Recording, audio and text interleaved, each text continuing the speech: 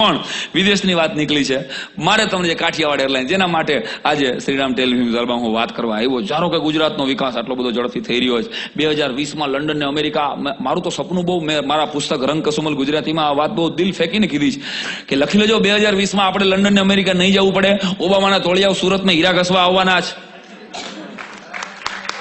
આ મારું સપનું છે બીનભાઈ, લખી લેજો.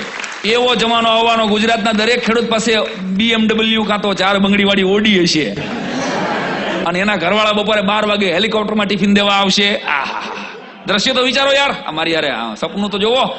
હેઠે હું ને હાકડ હું ભોગવી, સપનું જોવું હું ભલામણ નબળું જોવું.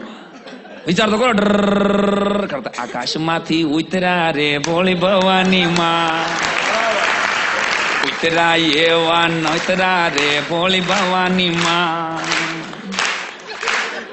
નીંદણ વાટીને વયા જશે. દ્રશ્ય તો વિચારો.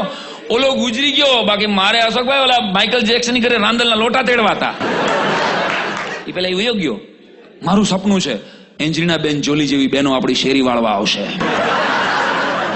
અને એટલે આપણે વહેલાય ઉઠશું, કચરો કાઢી દેવા. મારું સપનું બહુ જોરદાર.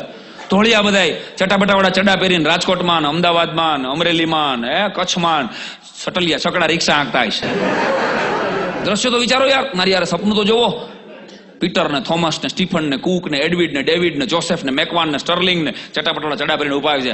5 rupees Gandhigram. Anybody for Gota ચોકાડી? માધાપર ચોકાડી 5 રૂપીસ. નો બાર્ગેનિંગ પ્લીઝ ભાઈ.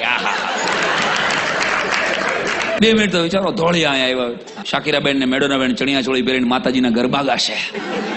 વાઇબ્રન્ટ નવરાત્રી. અને ગરબા હશે કેવા? નદી કિનારે નાળિયેરી તમે બધાએ સાંભળ્યું હોય.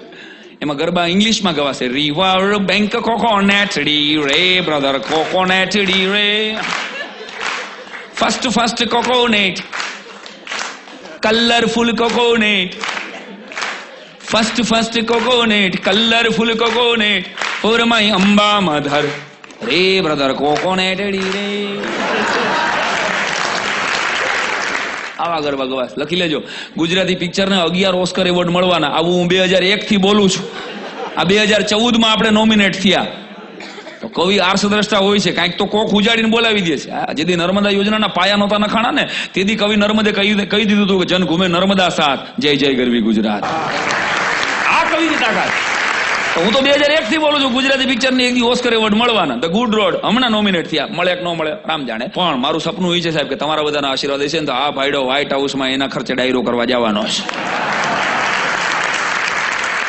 શ્રીરામ ટેલિફિલ્મ્સની એકાદ સીડીનું શૂટિંગ આપણે વ્હાઇટ હાઉસમાં કરવું છે. સપના હું કામ નબળા જોવા ભાઈ. Life is a no push button. Dreams is a no expiry date.